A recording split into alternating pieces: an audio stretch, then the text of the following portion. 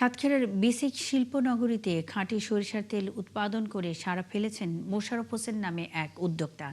যান্ত্রিক কাঠের ঘানিতে মাসে ২০ টন তেল উৎপাদন করছেন তিনি, যার বাজার মূল্য প্রায় ৪২ লক্ষ টাকা।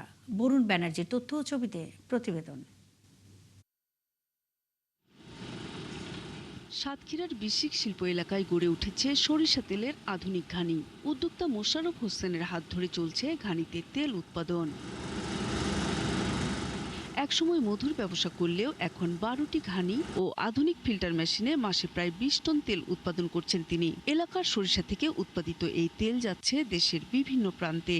চিন্তা করলাম মধুর পাশাপাশি আর কি জিনিস উৎপাদন করা যায় যেটা প্রচুর চাহিদা রয়েছে।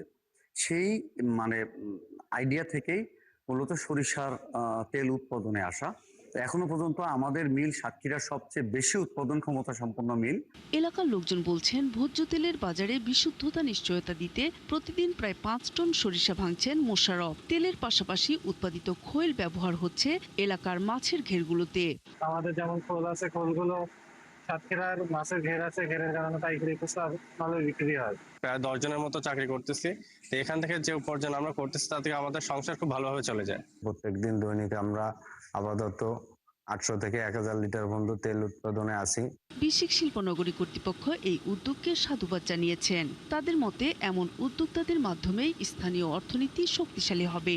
বিসিক শিল্পনগরী আসলে আমরা চেষ্টা করছি তাকে আরো সাপোর্ট দেওয়ার জন্য। বিসিক শিল্পনগরীতে তাকে আমরা আর্থিকভাবে সহযোগিতা করছি, আমাদের এখানে প্লট দিছি। কৃষি বিভাগের তথ্য মতে জেলায় সরিষার আবাদ লক্ষ্যমাত্রা অনুযায়ী না হলেও উৎপাদনের হার আশাব্যঞ্জক, যা তেল উৎপাদনে ভূমিকা রাখছে।